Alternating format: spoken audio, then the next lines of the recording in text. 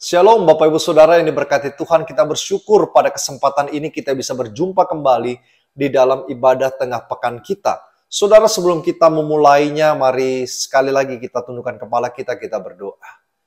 Bapa di surga, kami hendak memuji membesarkan nama Tuhan. Kami hendak Tuhan menyembah Engkau di dalam roh dan kebenaran. Berikan kami hati dan pikiran yang sungguh-sungguh menyanyi dengan penuh sukacita dan konsentrasi, sehingga lewat puji-pujian yang kami nyanyikan, nama Tuhan dimuliakan. Kami serahkan waktu kami dari awal ini sampai berakhirnya ke dalam tangan-Mu. Di dalam nama Tuhan Yesus kami berdoa. Amin. Saudara yang dikasihi Tuhan, jadikan aku rumah doa-Mu.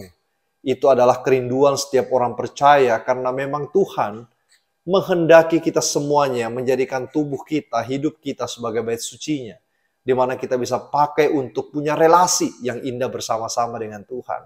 Saudara, rumah doa bukan hanya sekedar kita berdoa maka kita memiliki sebuah relasi dengan Tuhan.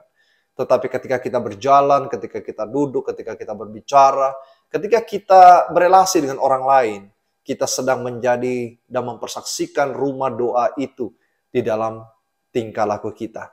Saudara, mari kita nyanyikan lagu ini, Jadikan Aku Rumah Doa-Mu.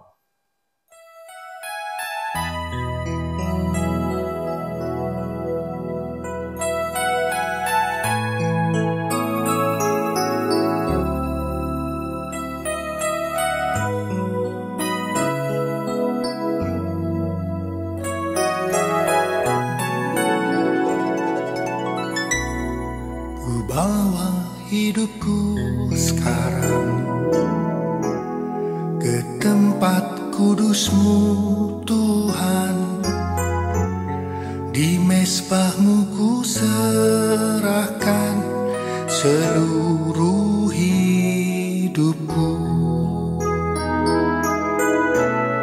Penuhi hatiku sekarang dengan urapan yang aku lebih lagi mendengar suara-Mu. Jadikan aku Tuhan rumah doa-Mu, agar semua suku bangsa datang menyembah-Mu. Jadikan aku Tuhan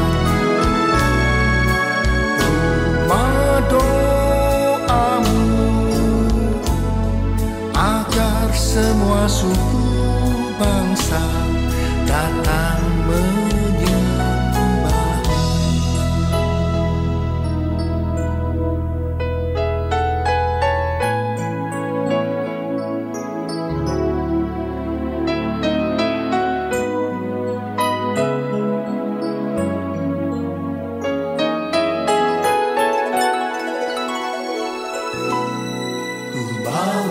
Hidupku sekarang ke tempat kudus-Mu Tuhan, di mezbah-Mu ku serahkan seluruh hidupku. Penuhi hatiku sekarang dengan urapan yang agar aku lebih lagi mendengar suara-Mu. Jadikan aku Tuhan rumah doa-Mu, agar semua suku bangsa datang menyembah-Mu. Jadikan aku Tuhan rumah doa-Mu, agar semua suku bangsa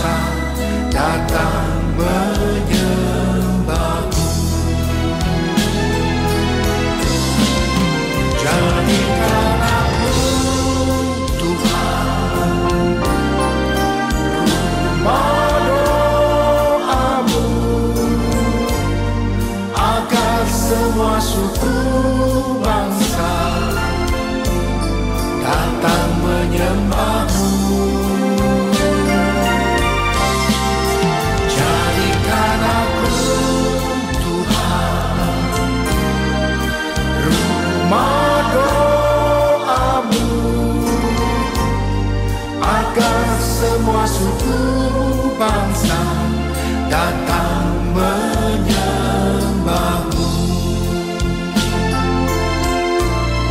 Agar semua suku bangsa datang menyembahmu. Agar semua suku bangsa datang menyembahmu.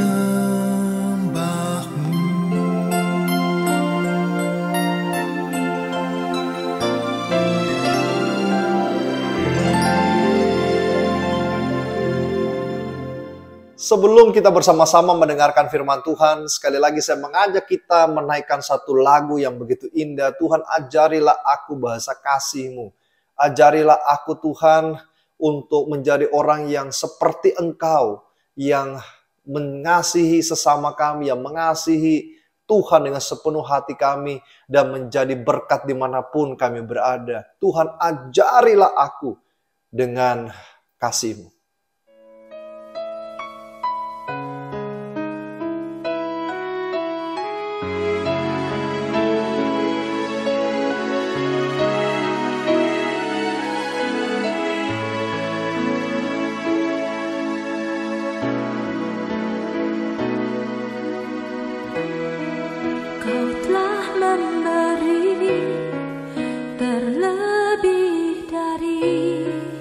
Yang ku sayang.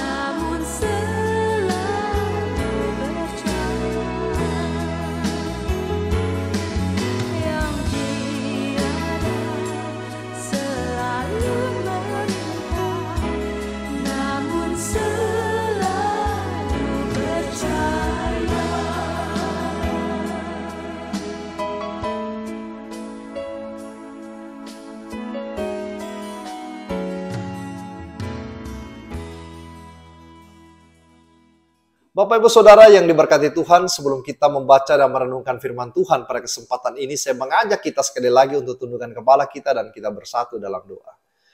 Bapa di surga, kami hendak mendengarkan akan firman-Mu. Kami rindu Tuhan menjamah hati dan pikiran kami supaya kami bisa konsentrasi, kami bisa menjadikan firman itu menjadi rema yang hidup kemudian dan berkarya di dalam hidup kami. Kami rindu menjadi anak-anak Tuhan yang taat dan setia. Tuhan, pakai hamba-Mu ini untuk menyampaikan firman-Mu, supaya kami semuanya bisa mengerti apa yang menjadi rencana dan kehendak Tuhan di dalam kehidupan kami. Di dalam nama Tuhan Yesus kami bersyukur dan kami berdoa. Amin. Bapak Ibu Saudara, saya mengajak kita bersama-sama membuka Kejadian pasal 11 ayat 1 sampai 9, di mana bagian ini sangat terkenal sekali, berbicara tentang Menara Babel, saudara.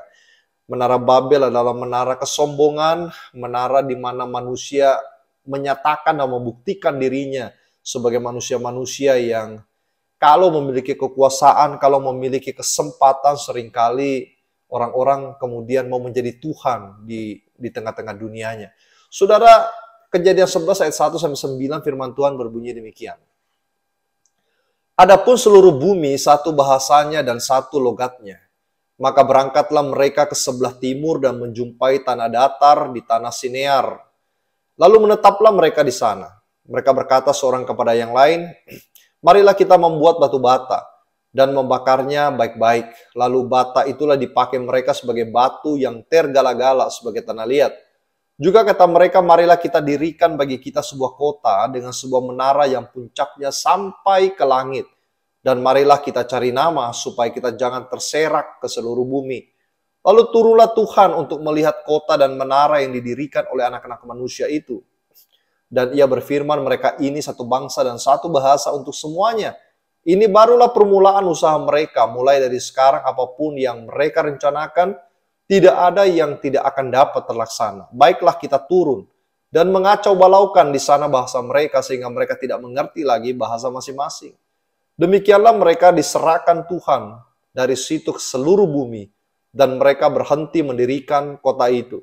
Itulah sebabnya sampai sekarang nama kota itu disebut Babel, karena disitulah dikacau balaukan Tuhan bahasa seluruh bumi dan dari situlah mereka diserahkan Tuhan ke seluruh bumi. Saudara yang dikasih Tuhan, bagian atau kisah ini adalah kisah yang sangat terkenal, yang seringkali mungkin saudara ketemui, saudara baca, ataupun saudara mendengarkan lewat khotbah-khotbah di mimbar minggu, saudara. Ketika kita mencoba memikirkan tentang Menara Babel, ada banyak sebenarnya peninggalan-peninggalan bersejarah yang juga terdapat di tengah-tengah bumi ini. Taruhlah contohnya adalah Borobudur yang dekat sekali dengan kita, khususnya di kota ini. Saudara, ada juga namanya tembok besar Cina, ada juga yang namanya Sphinx atau piramida. Saudara, banyak sekali buatan tangan manusia yang mengagumkan sekali, dan seperti tembok besar China atau Borobudur yang awalnya dibangun tanpa menggunakan semen dan lain sebagainya. Mereka punya teknik khusus, mereka melakukan yang terbaik dengan pikiran mereka, anugerah Tuhan mereka pergunakan dengan maksimal.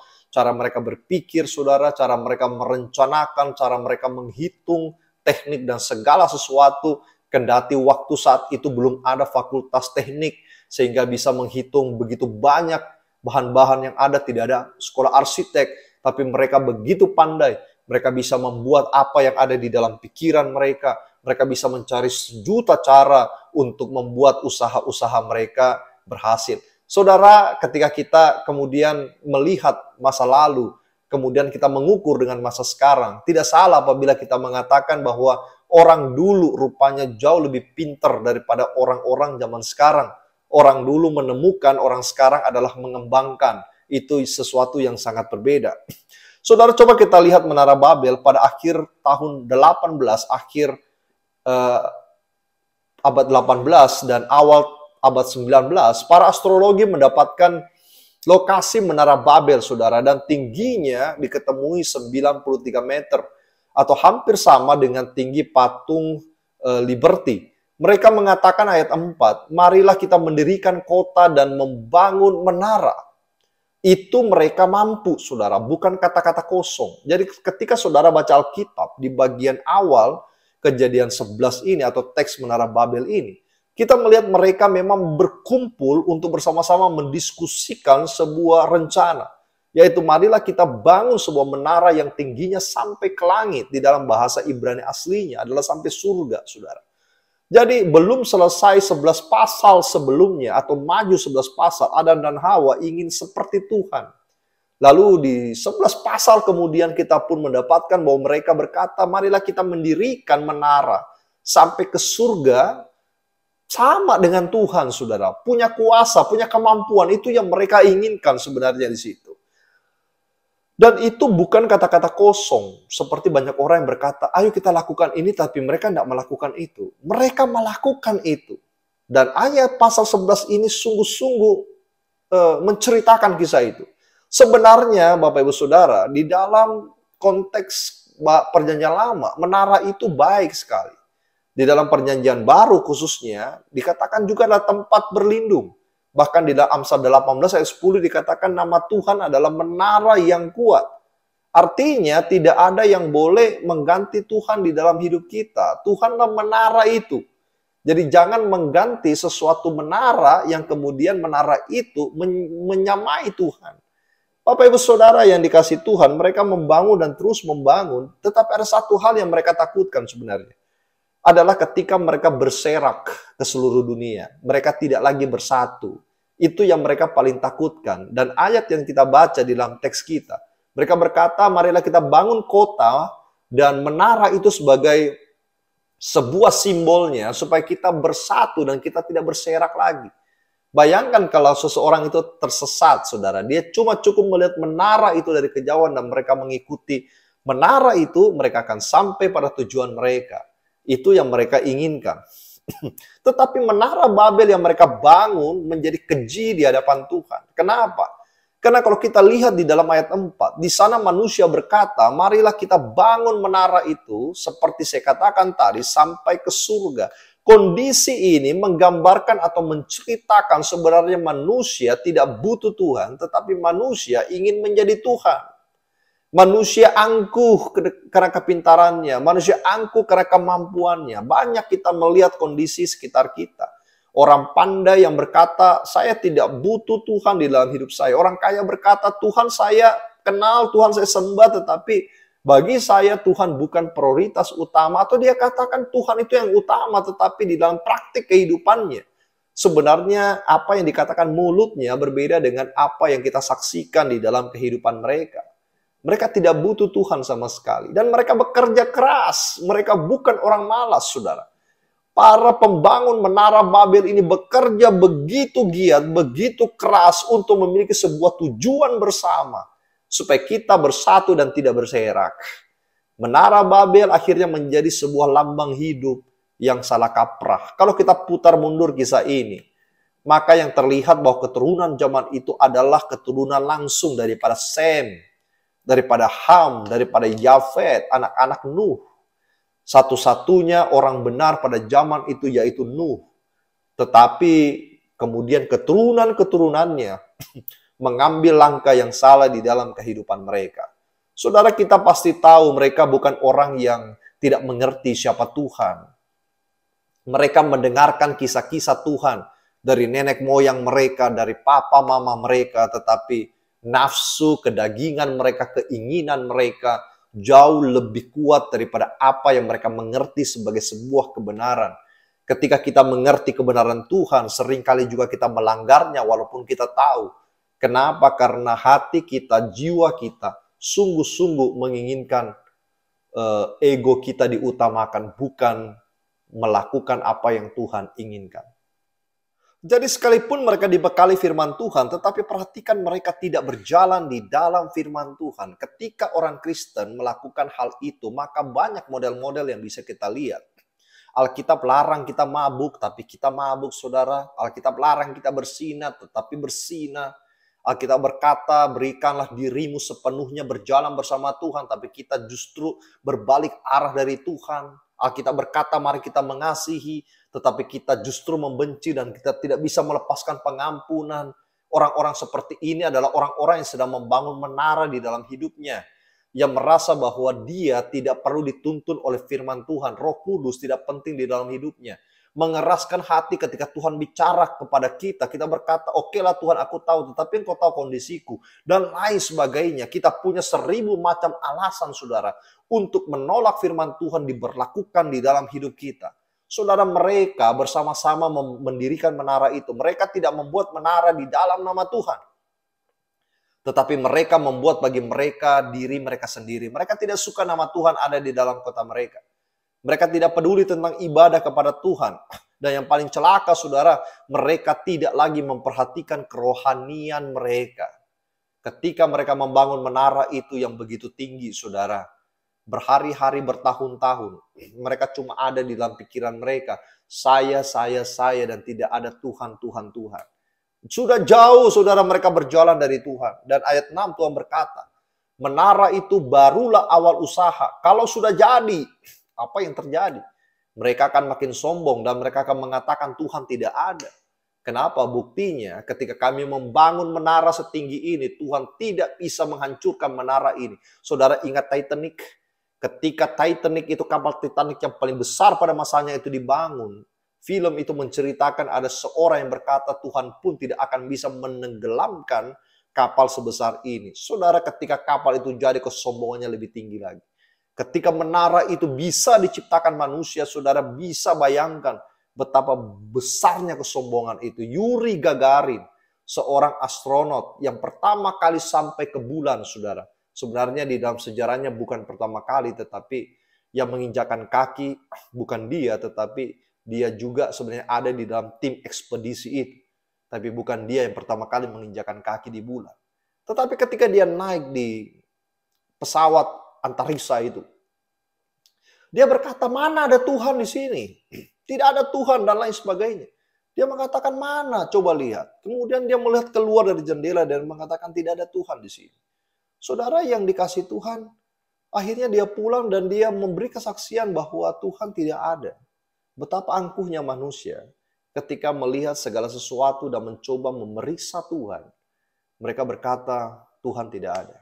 Saudara, orang seperti inilah ketika kehidupan doa ditinggalkan, hidup ini jadi enak, kita menjadi canggih. Saudara, hati-hati. Orientasi hidup kita yang salah arah. Kita menuhankan pikiran kita. Kita menjadi seorang ateis yang begitu bangga dengan apa yang kita pikirkan dan kita gaungkan ke seluruh dunia. Tuhan tidak ada dan saya sudah membuktikannya. Bapak Ibu Saudara, Alkitab berkata ketika saudara melihat alam semesta ini, itulah wahyu umum. Di mana kita bisa merefleksikan dengan sungguh-sungguh bahwa segala sesuatu tidak akan tercipta kalau tidak ada sang arsitek. Bumi ini tidak punya benang, saudara. Tetapi dia bisa berputar dan dia bisa menggantung dengan begitu rapinya. Tentu ada yang membuatnya. Jam tangan kita yang kita pakai saja, jarumnya berkeliling. Dari angka 12 kembali kepada angka 12, saudara. Waktu itu ikut berputar. Kita bisa melihat bahwa bukan manusia yang menciptakan semua ini. Bahkan rumput yang bergoyang yang begitu sederhana nampaknya manusia tidak mampu menciptakannya. Pasti ada satu sosok di balik itu. Sense of divine, sensus divinitas adalah benih yang Tuhan berikan di dalam hati manusia. Sehingga ketika manusia hidup dalam dunia ini, ada kecenderungan yaitu mencari otoritas yang lebih tinggi daripadanya. Sehingga mereka menciptakan dewa-dewa yang mereka sembah. Tetapi saudara, Tuhan berkata, aku adalah aku dan sembahlah aku. Orang-orang waktu membangun menara Babel tidak memikirkan semua itu. Mereka cuma memikirkan bagaimana memberhalakan dirinya dan mendewakan dirinya. John Lennon saat interview dengan American Magazine, ia berkata kekristenan akan berakhir dan hilang. Hari ini saja kami lebih tenar daripada Yesus tahun 1966. Dia mengatakan itu. Tenreko knows, kalau saya dapat 5.000 suara, maka saya sudah menang. Tuhan pun tidak akan mendepak saya dari kursi. Saudara, Tenredo Neves dan John Lennon akhirnya terdepak sendiri dengan kesombongannya. Dengan apa yang mereka pikirkan kebenaran. Saudara, persis seperti menara Babel. Tuhan tidak akan membiarkan orang angkuh berlama-lama di tengah-tengah kursinya, posisinya. Karena kita berkata siapa merasa diri di depan akan dibelakangkan Tuhan. Siapa yang merasa diri tinggi akan direndahkan Tuhan. Saudara yang dikasihi Tuhan, ada burung Raja Wali. Dia iri dengan temannya. Dia berkata kepada pemanah itu, coba kamu panah teman saya. Saya lebih cantik daripada dia, saya lebih indah daripada dia. Saya lebih baik sebenarnya daripada dia, dan saya mau nomor 1 di dalam hidup ini. Saudara pemanah itu berkata, saya mau panah temanmu itu, tetapi saya tidak punya bulu pada anak panah saya. Saudara, Raja Wali ini berkata, cabut bulu-bulu saya. Dan dia cabut satu persatu sampai burung Raja Wali itu gundul, Bapak Ibu Saudara. Akhirnya pemanah itu berkata, daripada saya repot memanah temanmu, saya akan memanah engkau dan membiarkan engkau mati. Saudara, kesombongan akan membawa kita pada akhir yang tidak baik. Ketika manusia yang membangun Menara Babel itu berkata, jangan kita terserak, Tuhan justru menyerahkan mereka. Apa yang mereka takuti, apa yang mereka rencanakan, Tuhan hancurkan semua rencana mereka. Mazmur berkata, kalau bukan Tuhan yang bangun rumah, saudara, sia-sia orang yang membangunnya. Kalau bukan Tuhan yang menolong kita untuk menyelesaikan segala perkara kita, maka tidak ada perkara satupun yang dapat diselesaikan. Karena disitulah, kesombongan itulah Tuhan memecah mereka. Mereka tidak jauh dari kehancuran dan juga kematian. Untung Tuhan tidak matikan mereka seperti Sodom dan Gomora. Tuhan mengacaukan bahasa mereka sehingga mereka tidak dapat mengerti satu dengan yang lain. Dan mereka akhirnya terserak menjadi bangsa-bangsa yang lain. Saudara, jika kita membuat menara dalam hidup kita tanpa Tuhan, maka hidup kita salah kaprah. Kalau kita membangun usaha tanpa melibatkan Tuhan, kita salah kaprah. Kalau kita membangun keluarga, saudara, tanpa Tuhan, keluarga kita jauh dari damai. Jika kita membangun pelayanan tanpa Tuhan, maka pelayanan kita tidak diberkati Tuhan. Jika kita hidup hanya untuk diri kita sendiri, maka kita salah besar mengartikan arti hidup ini. Dan jikalau saat ini menara kita tanpa Tuhan, kita akan melihat kabut yang begitu menutup pandangan kita. Saya mengajak kita melihat Menara Babel, agar kita menghancurkan Menara Babel itu dan kita membangun menara di dalam nama Tuhan. Jadi kalau saudara dan saya pada hari ini ada bentuk kesombongan di dalam hidup kita, ada hal-hal yang membuat kita jauh dari Tuhan, itu yang Tuhan ingin kita hancurkan. Minta Tuhan hancurkan semua itu. Dan kita bangun menara di dalam nama Tuhan. Sehingga hidup kita, hidup saudara, hidup saya diberkati Tuhan. Saudara, mari kita menjadi orang Kristen. Tidak menjadi orang Kristen yang membangun Menara Babel, tetapi menara Tuhan. Mari kita berdoa. Bapa di surga, kami bersyukur, berterima kasih untuk kesempatan ini kami bisa mendengarkan firman-Mu tentang Menara Babel. Kami rindu Tuhan. Kami ingin menjadi orang-orang yang mengerti dan tahu diri siapa kami di hadapan Tuhan. Sehingga kami tidak membangun kesombongan kami. Karena kami sebenarnya hina dan tidak memiliki apa-apa, hamba-hamba yang tidak berguna di hadapan Tuhan. Ajar kami rendah hati, ajar kami Tuhan mengenal Engkau jauh lebih dalam, supaya dengan mengenal Engkau, maka kami sungguh mengerti dan mengenal diri kami yang paling dalam. Dan kami menjadi taat dan setia, menjadi berkat bagi banyak orang. Dan juga bersama-sama menuntun orang-orang di dalam jalan kebenaran. Supaya orang-orang yang berdiri di menara Tuhan bisa melihat keindahan dunia ciptaan Tuhan ini. Dan menyembah Engkau dengan hati yang sungguh-sungguh. Kami berdoa menyerahkan waktu kami ke depan ke dalam tangan-Mu. Biarlah Engkau beserta dengan kami, menolong kami, memberkati kami, dan memelihara kehidupan setiap kami. Terima kasih Tuhan Yesus, di dalam nama Tuhan Yesus kami berdoa. Amin.